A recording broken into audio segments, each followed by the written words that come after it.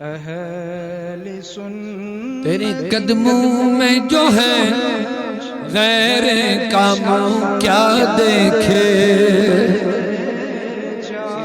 किया जो उलमा होते हैं, उलमा वाकई जो हुजूर के कदमों से जुड़ते हैं वो जानते हैं कि शादियों में जो अल्लाह फरमाता है लितस्कुनू इलैहा मिन अनफुसिकुम अज़वाजन लितस्कुनू इलैहा, कि मैंने तुम्हारे ही नफ्स में से तुम्हारे लिए तुम्हारी बीवियां बनाई, लेकिन अल्लाह कहता है लितस्कुनू इलैहा, ताकि तुम अपने दिलों का तस्कीन और चैन इनकी वजह से हासिल करो। उलमा के पास न बड़ी कारें होती हैं न बड़े मकान होते हैं, लेकिन इतना जरूर है मुस्तफ़ा का जेवर जरूर होता है। आका की तालीम का ऐसा जेवर होता है जो किसी को बड़े बड़े महलात और कारों और बंगलों में इत्मीनान नहीं मिलेगा, वो हुजूर की सीरत में जिंदगी गुजारने में उससे ज्यादा सुकून और इत्मीनान मिलता है, क्योंकि ये खैर वाली जिंदगी गुजारता है, ये खैर वाली जिंदगी गुजारता है। इत्मीनान कब मिलेगा? जब रसूलुल्लाह के तरीके पे जिंदगी गुजारेगा। अब आप मुझे बता दीजिए, अब यहाँ उलमा बैठे, आपके लिए मैं गुजारिश करना चाहता हूँ। आप कहेंगे इसमें कौन सी बड़ी बात है? उलमा ही सब ज्यादा जानते हैं कि बीवियों के क्या हुकूक होते हैं। हम जब कहीं देखने के लिए जाते हैं लड़के या लड़कियों को, क्या आजकल के वालिदैन या आजकल के देखने वाले ये देखते हैं कि ये नमाजी है कि नहीं? बहुत कम देखते हैं, बहुत कम देखते हैं। क्या ये देखते हैं कि हया वाली है कि नहीं? बल्कि मुझे कहने दो, हाल यहां तक हुआ कि आज की डेट में अगर हम अपने कश्मीर की बात करेंगे, हमारे पास ऐसे बहुत सारे मामलात आए हैं कि लड़की ने लड़के को इस वजह से नापसंद किया कि चेहरे पे दाढ़ी है, सर पे टोपी है, नमाजी है। और ऐसे बहुत से लड़कों ने भी इस किस्म की लड़कियों को नापसंद किया कि बापर्दा है, बाजार नहीं जाती है। ज़ीनत मजलिस हजरत अल्लामा मौलाना मुफ्ती इज़ान रज़ा नईमी साहब बरौनक स्टेज मरकज़ अहले सुन्नत बरेली शरीफ से तशरीफ आवर हमारे मुअज़्ज़ज़ उलमा मेहमान हज़रात और इमाम अहमद रज़ा मूवमेंट बेंगलोर से आए हुए मेहमान गिरामी व जुमला मेज़बान मेहमान उलमा व हाज़रीन, अस्सलामु अलैकुम व रहमतुल्लाहि तआला व बरकातुहू। नहमदु व नुसल्ली व नुसल्लिमु अला रसूलिहिल करीम, अम्मा बअद, फ़अऊज़ु बिल्लाहि मिनश शैतानिर रजीम, बिस्मिल्लाहिर रहमानिर रहीम। या अय्युहल्लज़ीना आमनु उदखुलू फ़िस्सिल्मि काफ़ा वक़ाल तबारक व तआला फ़ी शान हबीबिहिल करीम, इन्नल्लाह व मलाइकतहु युसल्लूना अलन नबी या अय्युहल्लज़ीना आमनू सल्लु अलैहि व सल्लिमू तस्लीमा। अल्लाहुम्मा सल्लि व सल्लिम अला सय्यिदिना मौलाना मुहम्मद व अला आलि सय्यिदिना मौलाना मुहम्मद व बारिक व सल्लिम सलातन व सलामन अलैका सय्यिदी या हबीबी या रसूलल्लाह व अला आलिका व अस्हाबिका या शफीअना यौमल जज़ा। मौलाया सल्लि व सल्लिम दाइमन अबदा अला हबीबिका खैरिल खल्क़ि कुल्लिहिम मुहम्मदुन सय्यिदुल कौनैन व थक़लैन वल फ़रीक़ैन मिन अरबिन व मिन अजमी हुवल हबीबुल लज़ी तुरजा शफ़ाअतुहु लिकुल्लि हौल मिनल अहवाल मुक़तहमी। या अकरमल खल्क़ि माली मन अलूज़ु बिही सिवाका इंद हलूलिल हादिसिल अममी। या रब्बि बिल मुस्तफ़ा बल्लिग मक़ासिदना वग़फ़िर लना मा मज़ा या वासिअल करमी। अल्लाह तबारक व तआला का एहसान है कि जहां एक तरफ शादी का मामला है, दूल्हा और बाराती हाजिर हैं, वहीं पर नूरुन अला नूर ये है कि ये मजलिस उलमाए कराम से मुज़य्यन है। और ऐसा नहीं लग रहा है कि कोई बारात है, मुझे दीनी जलसा ही जैसे लग रहा है। तो अल्लाह इस मजलिस को बाबरकत बनाए। हमारे निहायत ही मोहतरम और मुकर्रम आलिम दीन हजरत मौलाना ईजान साहब की बहुत दीरीना ख्वाहिश थी कि अब हमारे इलाके में एक प्रोग्राम के लिए हमें तारीख दें, लेकिन बहुत ज़्यादा मसरूफियात और कुछ हालात के ऐसे रुख हमारे सामने रहे कि इनकी दावत आज तक हम कबूल नहीं कर पाए। लिहाजा मैं इनको कोई इनकार भी नहीं कर सका। आज की मजलिस के लिए जो इन्होंने निकाह का मसला था, इनकी शादी का मसला था, तो मैंने सोचा प्रोग्रामों की तारीख तो हम कभी भी दे सकते हैं, लेकिन शादी तो ईजान साहब को एक ही बार करना। यही बड़ी दुआ है ना, इंशाअल्लाह उम्र भर के लिए इसी शादी में बरकतें हो जाएं इंशाअल्लाह। तो लिहाजा मैंने बहुत ज्यादा मसरूफियत के बावजूद भी टाइम निकाला। तो बहरहाल अल्लाह खैर करे इंशाअल्लाह। मुझे बहुत ज़्यादा खुशी ये भी हुई कि हमारे मरकज़ बरेली शरीफ से और नागपुर से हमारे इमाम अहमद रज़ा मूवमेंट के ज़िम्मेदारां जो वाकई अहले सुन्नत वल जमात के लिए अनथक मेहनत करते हैं, अल्लाह ताला इनकी हाज़िरी भी हमारे लिए सआदत मंदी का ज़रिया बनाए। जितने भी हमारे मेहमान हैं सबको मैं अपनी तहरीक की तरफ से सऊतुल औलिया जम्मू कश्मीर की तरफ से खुशामदीद कहता हूँ और मुख्तसर गुफ्तगू करने के लिए मैं हाज़िर खिदमत हुआ हूँ। और अब इनकी चाहत है, आप लोगों की भी मोहब्बतें हैं, वरना यहाँ बहुत बड़े उलमा हमारे खुतबा अइम्मा हाज़रीन हैं। तो अब आप हजरात की जो मोहब्बतें हैं चंद मिनटों के लिए मैं हाजिर हुआ हूँ। लेकिन अब आज के मॉडर्न जमाने में जो हमारा नौजवान तबका दिन ब दिन इस्लाम से दूर होता जा रहा है, उनके लिए खुसूसियत के साथ पैगाम और जो हुजूर के कदमों से जुड़े हुए हैं उनको तो आला हजरत के इस मिसरे से अच्छी तरह एहसास होगा कि हुजूर के कदमों से जुड़ना कितनी बरकतों का जरिया है, कितनी रहमतों का जरिया है, कितनी इनायात का जरिया है, कितने इनामात का जरिया है। क्योंकि यहाँ अज़दवाजी मामलात है, निकाह की मजलिस है, अब ज्यादा बाहर नहीं जाएंगे। जिन लोगों ने हुजूर के तरीके पर शादियां की हैं, निकाह किए हैं, जिंदगियां गुजारिया है, वो इस शहर का मजा ले लेंगे और उनको पता चलेगा कि ये है क्या, तेरे कदमों में जो है गैर का मुंह क्या देगा। आज की जो शादियां होती है मॉडर्न तरीके पर होती है, रस्म रिवाज, बुराइयां न जाने क्या क्या होता है, और समझते हैं हमने बहुत कुछ किया है, लेकिन सादे तरीके से जो हुजूर के तरीके पर शादी करके जिंदगी गुजारते हैं, खुदा की कसम सोने के महलात में रहने वालों को वो इत्मीनान नहीं मिलता है जो रसूलुल्लाह का जेवर पहनने वाले मियां बीवी जिंदगी गुजारते हैं।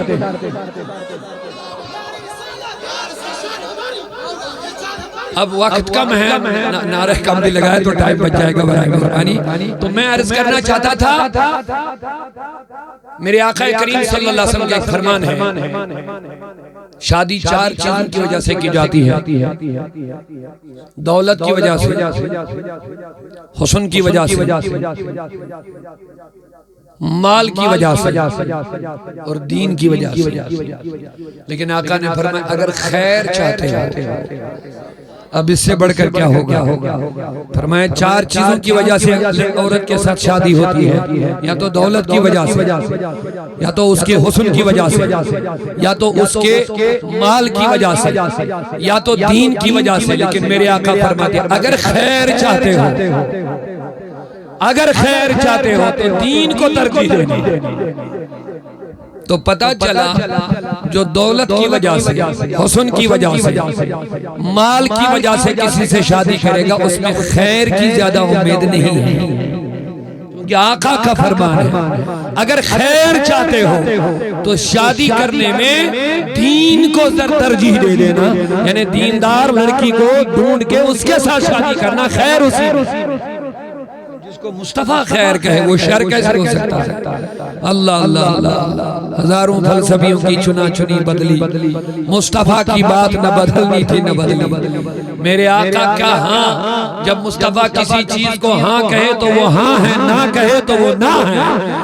अल्लाह की कसम जिस चीज को मुस्तफा खैर करार देगा उसमें शर की कभी उम्मीद नहीं हो सकती है, वो हमेशा खैर ही खैर होता है।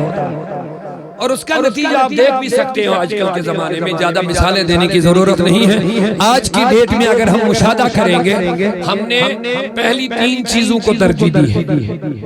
दौलत की वजह से भी शादियां आजकल होती हैं, खानदान बड़ा है उसकी वजह से भी शादियां होती हैं, किसी के पास हुस्न ज्यादा है तो उसकी वजह से शादियां होती हैं।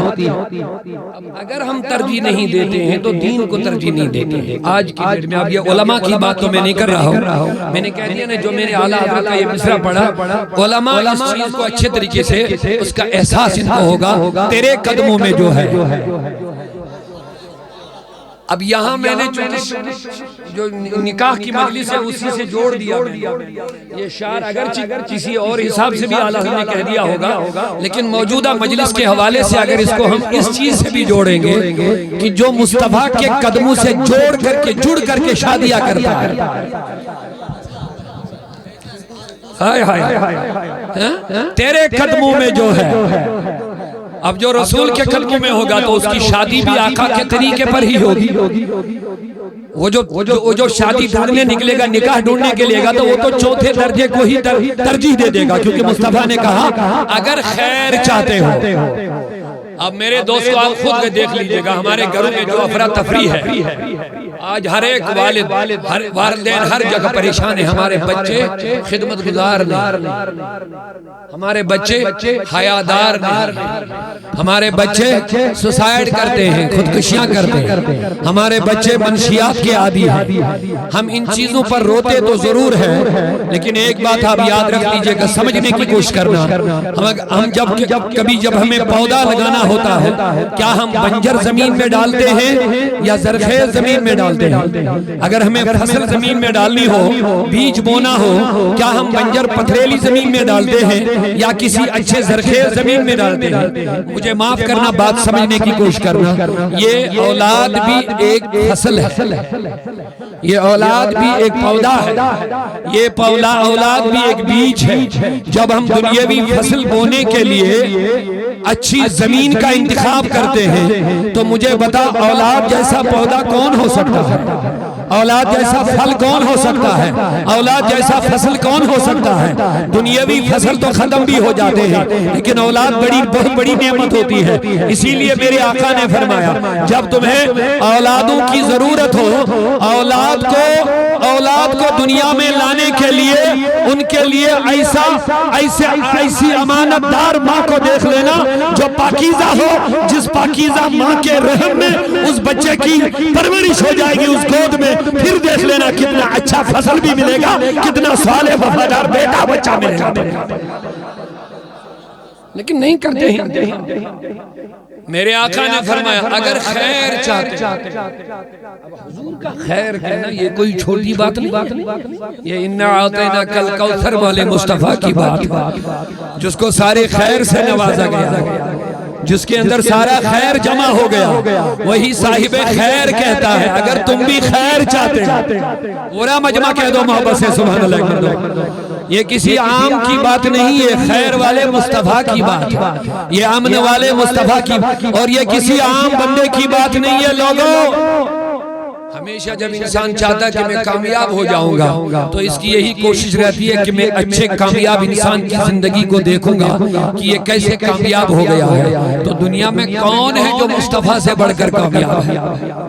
दुनिया में कौन है जो मुस्तफा से बढ़कर कामयाब है? ये किसी और बंदे का कलाम नहीं है, ये उस शख्स का कलाम है, उस हस्ती का फरमान है जिसके बराबर दुनिया में कोई कामयाब नहीं। और कामयाब हो भी कैसा, जिसका रहबर खुद खुदा है। तेरे कदमों में जो है गैर कामों क्या देखे। इसीलिए मैंने अर्ज किया जो उलमा होते हैं, उलमा वाकई जो हुजूर के कदमों से जुड़ते हैं वो जानते हैं कि शादियों में जो अल्लाह फरमाता है लितस्कुनू इलैहा खलक़लकुम मिन अनफुसिकुम अज़वाजन लितस्कुनू इलैहा, कि मैंने तुम्हारे ही नफ्स में तुम्हारे लिए तुम्हारी बीवियां बनाई, लेकिन अल्लाह कहता है लितस्कुनू इलैहा, ताकि तुम अपने दिलों का तस्कीन और चैन इनकी वजह से हासिल करो। उलमा के पास न बड़ी कारें होती हैं न बड़े मकान होते हैं, लेकिन इतना जरूर है मुस्तफ़ा का जेवर जरूर होता है, आका की तालीम का ऐसा जेवर होता है जो किसी को बड़े बड़े महलात और कारों और बंगलों में इत्मीनान नहीं मिलेगा, वो हुजूर की सीरत में जिंदगी गुजारने में उससे ज्यादा सुकून और इत्मीनान मिलता है, क्योंकि ये खैर वाली जिंदगी गुजारता है, ये खैर वाली जिंदगी गुजारता है। इत्मीनान कब मिलेगा? जब रसूलुल्लाह के तरीके पे जिंदगी गुजारेगा। अब आप मुझे बता दीजिए, अब यहाँ उलमा बैठे, आपके लिए मैं गुजारिश करना चाहता हूँ, आप कहेंगे इसमें कौन सी बड़ी बात है? उलमा ही सब ज्यादा जानते हैं कि बीवियों के क्या हुकूक होते हैं। मेरे अल्लाह के प्यारे हबीब सल्लल्लाहु अलैहि वसल्लम का वो दीन, वो इस्लाम है जिसमें औरतों के सबसे ज्यादा हुकूक बयान हुए हैं, और जब हम वो दीन और वो सीरत पढ़ेंगे नहीं, हमें औरतों की के हुकूक का पता कैसे चलेगा कि वो है क्या? अब हुजूर को सल्लल्लाहु अलैहि वसल्लम को रब ने फरमाया, मेरे हबीब तू निकाह कर, ताकि तेरी अज़दवाजी जिंदगी जब तेरे गुलाम देखेंगे, वो जिंदगी देख देख के सीखेंगे, उनकी जिंदगी भी खुशहाल बन जाएगी। अब हुजूर के कदमों से जुड़ने की जरूरत है।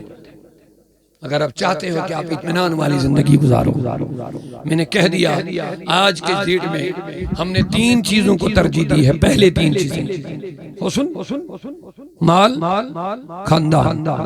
छोड़ा अगर दीन को छोड़ा है। हम जब कहीं देखने के लिए जाते हैं लड़के या लड़कियों को, क्या आजकल के वालिदैन या आजकल के देखने वाले ये देखते हैं कि ये नमाजी है कि नहीं? बहुत कम देखते हैं,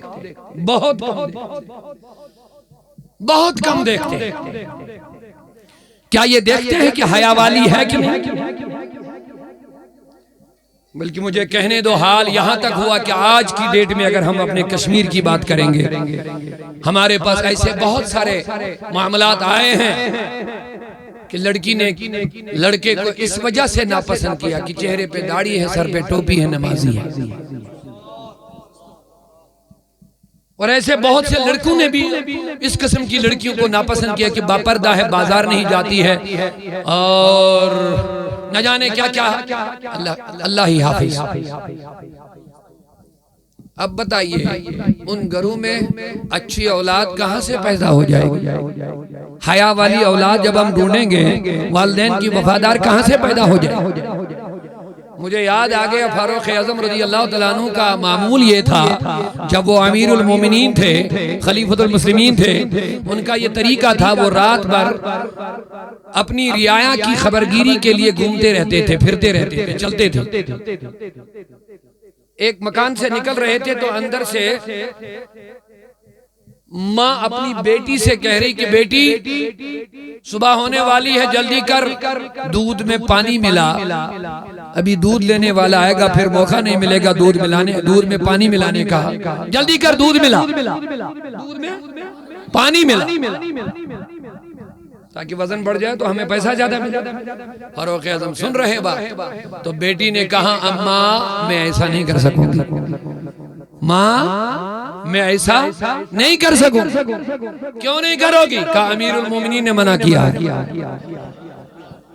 कहा कौन अमीरुल मोमिनीन इस वक्त देख रहा है, तुझे क्या हो गया? वो इस टाइम थोड़ी तुझे देखेगा। कहा अगर देख तो नहीं रहा, लेकिन वो जो जिस रब की बात कर रहा है वो रब तो देख रहा है ना, वो रब तो देख रहा है।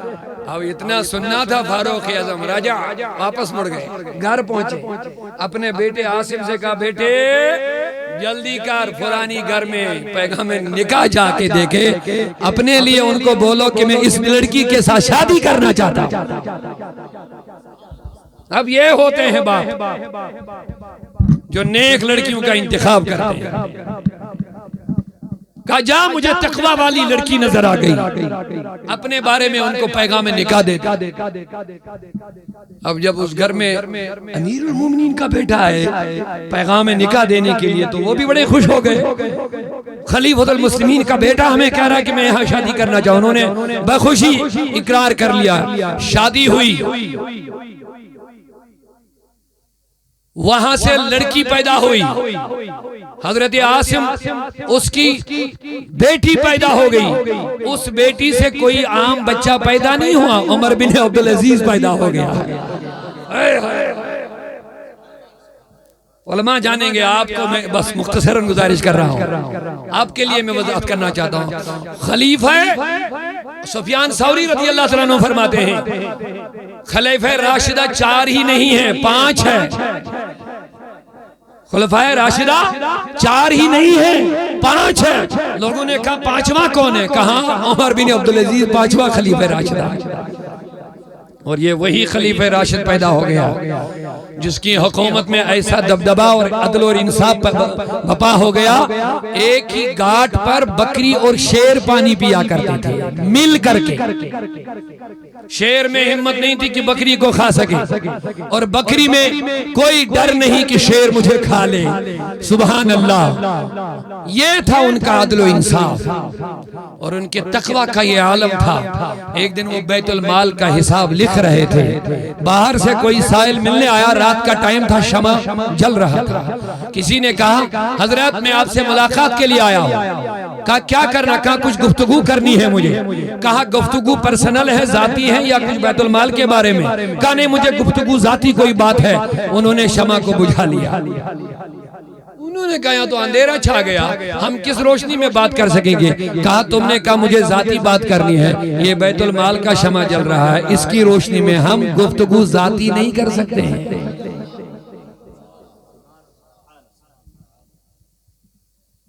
तो मेरे आका करीम ने फरमाया अगर खैर चाहते हो, बोलिए, अब हुजूर का खैर कहना ये कोई छोटी बात नहीं।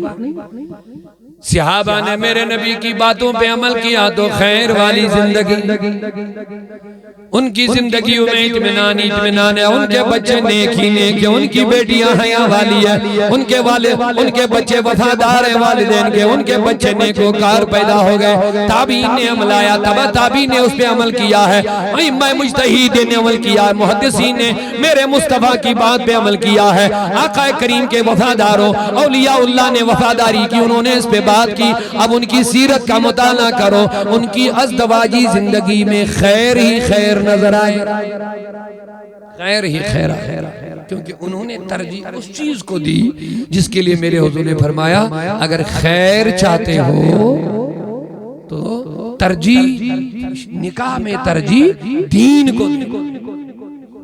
मेरे आका करीम की एक हदीस सुन लीजिए, मैं इसके बाद 2 शेर पढ़ के दुआ करेंगे इंशाल्लाह। मेरे आका करीम सल्लल्लाहु अलैहि वसल्लम ने फरमाया एक मर्द के लिए सबसे बड़ी दुनिया में जो दौलत है वो है ईमान। आफ्टर ईमान, ईमान के बाद जो सबसे बड़ी दौलत है वो है तकवा। एक इंसान के लिए सबसे बड़ी दौलत पहले क्या है? अल्लाह खैर करे क्या? और ईमान के बाद जो सबसे बड़ी दौलत वो क्या है?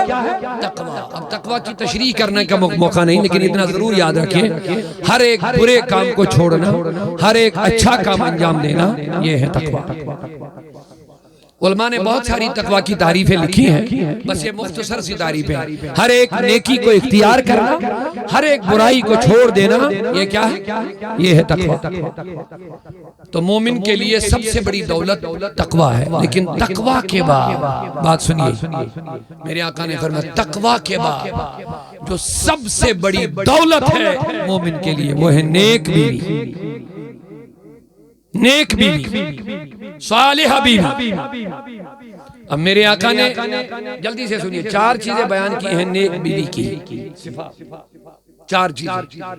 सबसे पहली अच्छी बीवी की खुशसिफात यह है कि जब मर्द उसको किसी काम का हुक्म दे तो वो फौरन उसकी इताअत बजा लाए, फौरन उसकी इताअत बजा लाए। अब इसमें 2 फायदे हैं।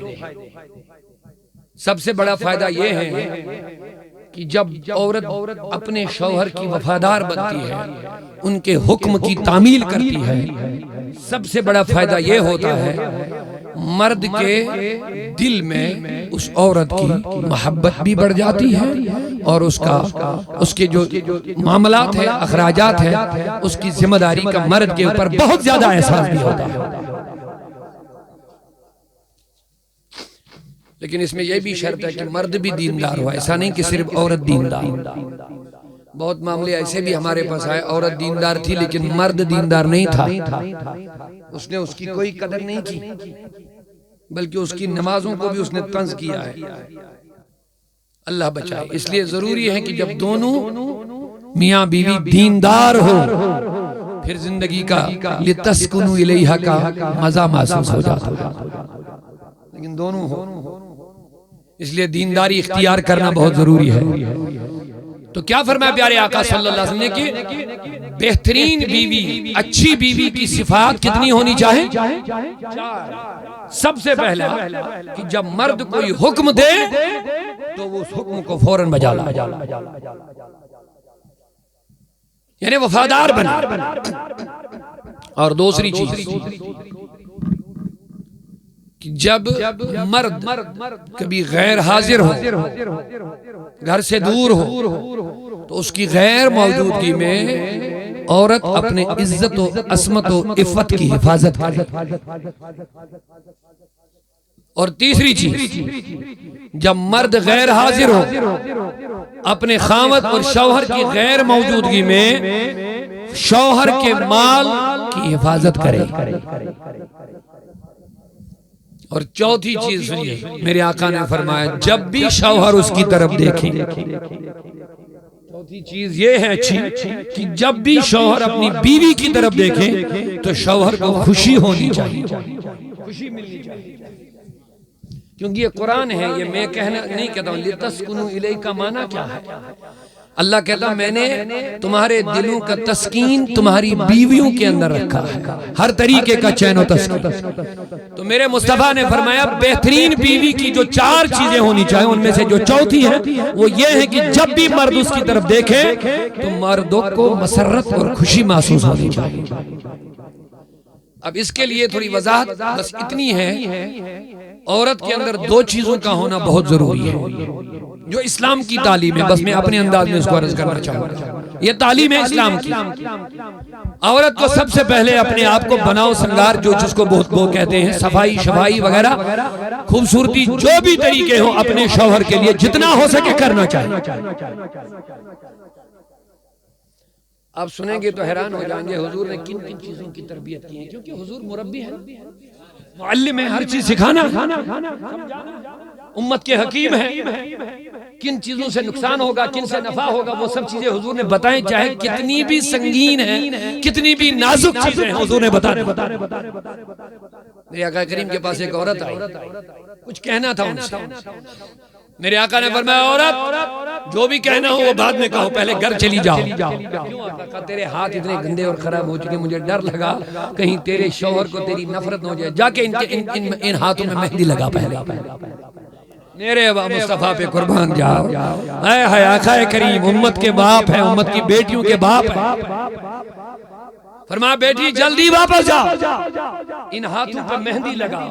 कहा आका क्यों? कहा मुझे डर हुआ कि तेरे हाथ इतने गंदे हैं। हकीम है मुस्तफा, हकीम है मुस्तफा, उम्मत के मुअल्लिम है, मुरब्बी है, उम्मत को इत्मीनान देने वाले हैं, उम्मत को कामयाबी के राह पे चलाने वाले हैं। कहा जल्दी वापस जाओ, मेहंदी लगाओ, तेरे हाथ इतने खराब हैं, मुझे डर लगा तेरे हाथों को देख करके शौहर को नफरत न हो जाए, वो कोई और रास्ता इख्तियार करे। तो इस बात से इस चीज का इशारा मिलता है कि औरतों को चाहे कि जितना मुमकिन हो सके उतना अपने आप को बनाओ श्रृंगार करे, लेकिन सिर्फ शौहरों के लिए, शौहरों के कुछ अशार पढ़े, बड़ा दिल खुश हो गया। और उन अशार में उन्होंने इनकी अहलिया के लिए दुआ की कि अल्लाह करे वो हमेशा बापर्दा रहे। औरत पर्दे की, हाँ पर्दा उठे तो शौहर के पास उठे, बस घर से बाहर निकले तो जब तक पर्दे में नहीं रहेंगे महफूज नहीं है, याद रखिए। औरत का हुस्न है शौहर के लिए, औरत की खूबसूरती ये एक शौहर के लिए, ये तस्कुनू इलैहि।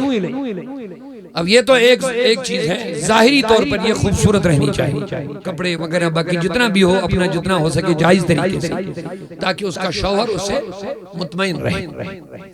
लेकिन इसके साथ अब यहाँ भी ये बात याद रखना है, हुजूर ने फरमाया सिर्फ खूबसूरती को तरजीह न देना, दीन को तरजीह देना, दीन को तरजीह देना।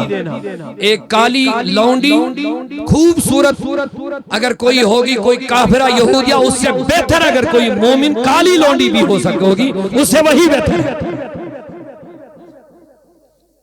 क्योंकि दीन में जो खिदमत है, दीन में जो ताबेदारी है वो कहीं नहीं मिलेगी। इसीलिए दूसरी चीज ये औरतों में होनी चाहिए, उनका किरदार अच्छा हो, उनकी जबान नरम हो, वो शौहर से बात करे तो अदब से बात करे, अदब करे, क्योंकि मेरे आका करीम का वो फरमान भी हमें याद रखना है कि अगर मैं दुनिया में किसी को सजदा करने का हुक्म देता कि अल्लाह के सिवा किसी को सजदा करे, तो मैं औरत को हुक्म करता कि वो अपने शौहर को सजदा करे। अब सजदा तो कमाल अदब है, इससे आगे अदब कुछ नहीं है। दोजानों बैठना ये भी अदब है, खड़ा होना ये भी अदब है, रुकू में जाना ये भी अदब है, लेकिन अदब का कमाल क्या है? सजदा है। इससे आगे अदब कुछ नहीं, बस यही सजदा है कमाल अदब। अल्लाह के नबी ने फरमाया अगर मैं औरतों को हुक्म देता सजदा करो, तो मैं हुक्म देता कि अपने शौहरों को सजदा करो।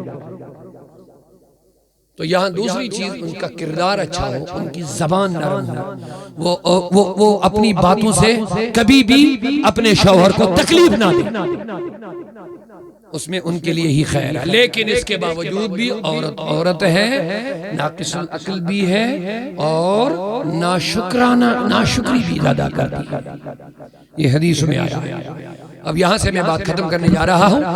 मेरे मुस्तफा ने औरतों की कुछ कमजोरियां बयान की, लेकिन ये उनकी तजलील के लिए नहीं, इस बात को हमें समझना चाहिए। जैसे मुस्तफा ने कहा ये टेढ़ी है, इसके अंदर टेढ़ापन है। मुस्तफा ने कहा इसकी अक्ल कमजोर है। मुस्तफा करीम सल्लल्लाहु अलैहि वसल्लम ने फरमाया इसके अंदर नाशुक्री है। अब इसका ये मतलब नहीं कि हुजूर ने उनकी तजलील के लिए ये चीजें बताई, ऐसा नहीं है। ये इसलिए बताए ताकि मर्दों को अवेयर रहना, मर्दों को बाखबर रहना। ए मर्दों, तुम्हारा सिर्फ माल काम नहीं आएगा, तुम्हें यह भी देखना है कि मुझे जिंदगी किसके साथ गुजारनी है। इसके अंदर टेढ़ापन है, ये कभी मानेगी कभी नहीं भी मानेगी।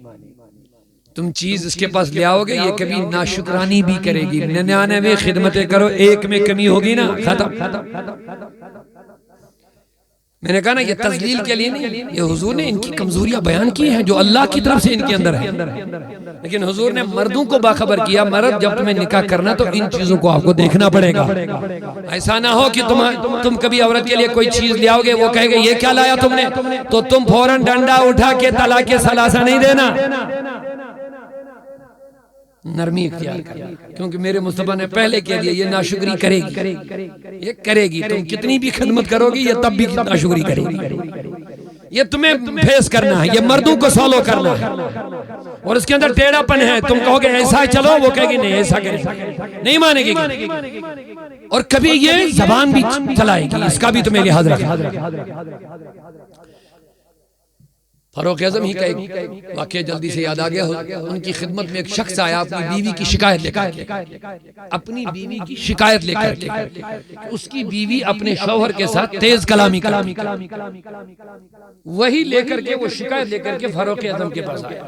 लेकिन इत्तेफाक देखिए, ऐन उसी वक्त जब ये अपना वाक़या अपनी परेशानी फारूक आज़म को बता देते, जब वो दरबार में आए, ऐन उसी वक्त अमीरुल मोमिनीन की बीवी अपने शौहर फारूक आज़म के साथ तेज कलामी कर रही है। कहां फारूक आज़म? अल्लाह, शैतान उसके साये से डरता है। दुश्मन नाम ही सुनता था तो कांप जाता था, लेकिन बीवी, जब उसने वो देखा तो वो शख्स चल वापस मुड़ने लगा। फारूक आज़म ने कहा इधर आओ। क्या बात है, क्या करने आया था, क्यों वापस चला गया कुछ कहे बगैर? कहा हुजूर जो मसला मैं लेकर के आया था इधर तो मैंने वही मसला देख लिया, मैं क्या बता दूंगा। मैं अपनी बीवी की शिकायत लेकर के आया था, लेकिन यहाँ मैंने आपकी बीवी को आपके साथ इस अंदाज से बात करते हुए देखा, मैंने समझा मेरा मसला यहाँ हल होने वाला नहीं। तो सुनिए अब तालीम सुनिए। मैंने कहा ना हुजूर का एक एक लम्हा दर्स और तदरीस है, और हुजूर के साहबा की सारी जिंदगी हमारे लिए तालीम और तरबियत। फरमाया सुन आजा, ये जो मेरी बीवी मेरे साथ ये तेज कलामी कर रही ना, मैं उसको ठीक कर सकता था, मेरे अंदर इतनी पावर है, मैं उसको दबा कर ठीक कर सकता था, लेकिन इसके भी मेरे ऊपर कुछ हुकूक है। ऐसा नहीं कि उसने मेरे साथ तेज कलामी के मैं वापस उड़ा के उसको मार दूंगा, ऐसा नहीं है। मेरे भी इसके कुछ मेरे ऊपर भी हुकूक है, जिन हुकूक की वजह से मैं ये सारी चीजें बर्दाश्त करना पड़ता है। हुजूर वो क्या? अब तालीम देखिए क्या है। इसीलिए मैंने कहा ना दीन को पढ़ो तुम्हें इत्मीनान वाली जिंदगी मैसर हो जाएगी, खुदा की कसम इत्मीनान वाली जिंदगी नसीब हो जाएगी, खुशहाल जिंदगी नसीब हो जाएगी। और जो इस माहौल में फिर बच्चे पलेंगे उनका मामला ही कुछ और होगा। फरमाया सुन, इसके जो मेरे ऊपर हुकूक है, मेरे तो इसके ऊपर है ही बहुत सारे, लेकिन इसके भी है। क्या? सुन, ये मेरे कपड़ों को धोती रखती है, ये मेरे कपड़ों को धो के रखती है, जो कि इसके ऊपर कोई फर्ज लेकिन धो के रखती है। और ये मेरे लिए खाना पीना तैयार करके रखती है। ये कितनी चीजें हो गई, लेकिन इससे बढ़कर जो अहम चीज है, सबसे अहम चीज ये है कि इसकी वजह से मैं हराम काम से बचता हूँ। उमर फारूक की बात सुना रहा हूँ, जहाँ शैतान का गुजर भी नहीं है वहाँ हराम काम का तस्वुर भी नहीं ला सकते हैं, लेकिन हमारी तालीम के लिए कह रहे हैं सुन, ये मुझे हराम काम से बचाने का जरिया है। जब ये हराम काम से मुझे बचाने का जरिया है, इससे बड़ा तोहफा मेरे लिए क्या है? अगर ये चीजें मैं बर्दाश्त नहीं करूं तो मैं कौन सा मर्द